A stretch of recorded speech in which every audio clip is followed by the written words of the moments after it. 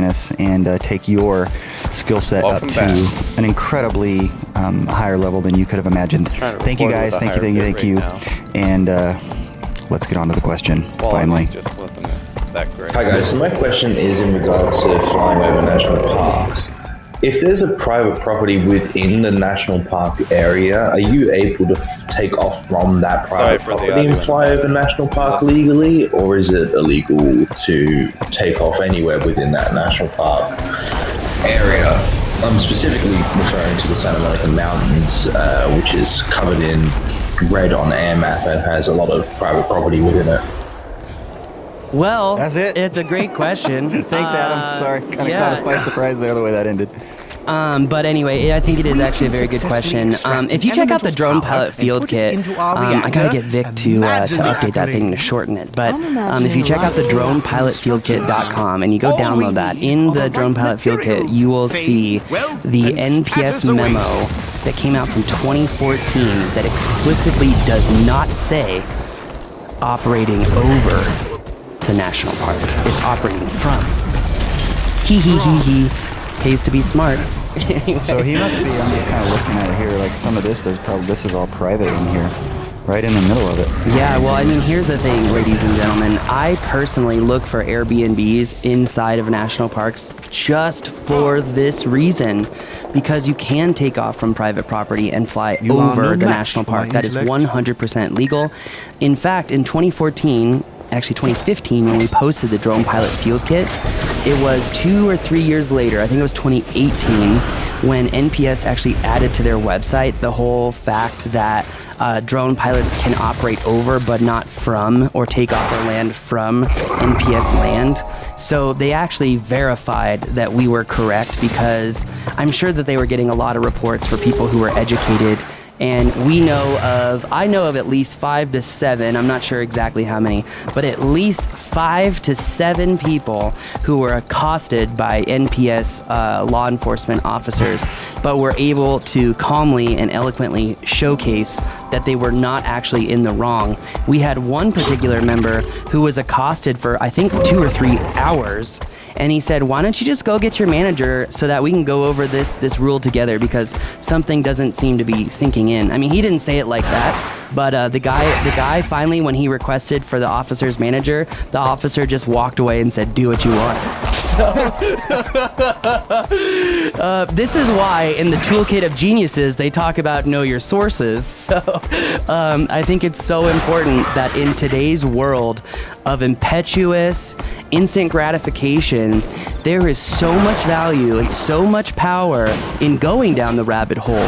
There's so much power in knowing the sources of information that you're getting. There's so much power in going deeper through those sources and seeing who those sources are.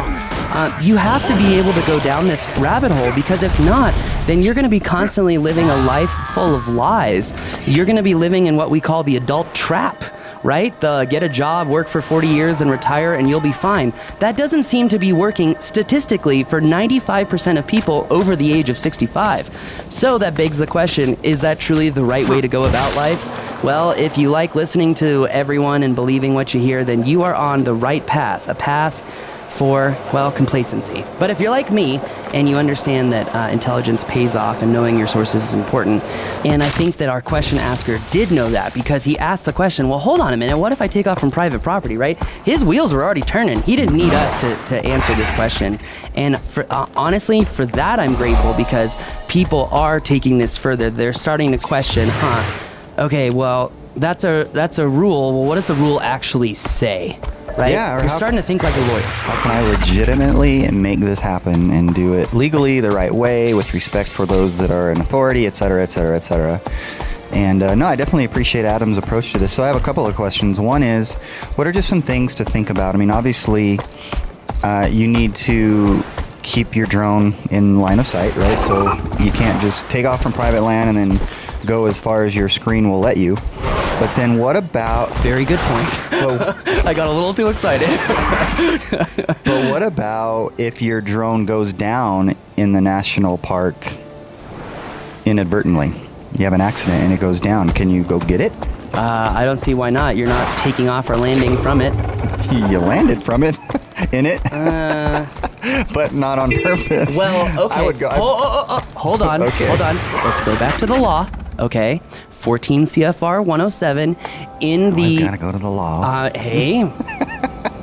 Go ahead. Okay.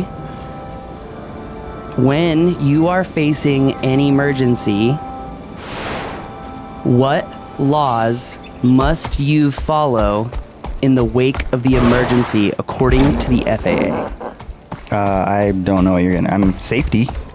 Okay, so this is a Part 107 question. Uh-oh. All right, so Ask the question.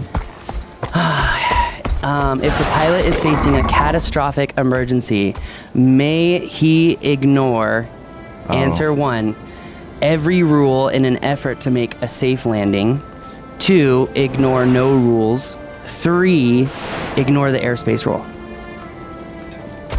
Wow. Anytime you use, I'm gonna overanalyze this. I'm gonna say A. Thank you. But Yes. anytime you use, the problem is using the word every or always or never. That always makes a question tough.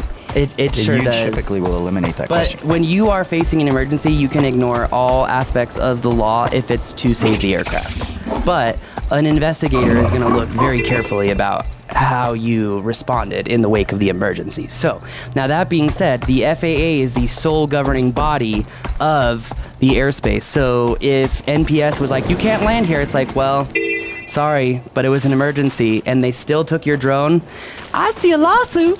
So I'm just saying, it pays to know the law. And you know what sucks is there's way too much law to know, and no one knows it all, including me or Rob. So yeah.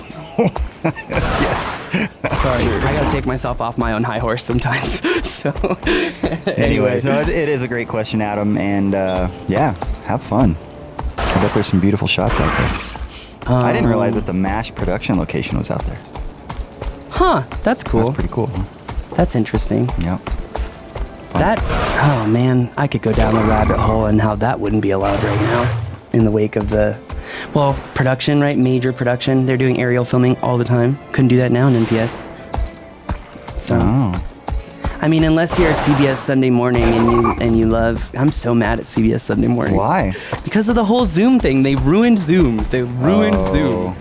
Everyone, you can go use Zoom for free and make a free account right now and go and it's like, yeah, but now you're like killing the bandwidth for every small business that uses it for good. So anyway, I'm off my high horse. That's the end of the show. Thank you for listening to us. If you have a question, please let us know. If you want to learn how to make money with your drone, don't miss the drone mapping bootcamp class, because in the wake of the virus, there are a few industries that are still essential. And most of the industries that are still paying drone pilots, well, let's just say it's not a creative,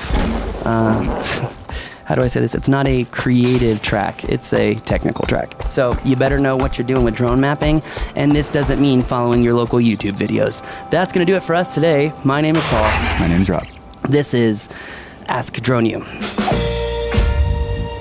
right.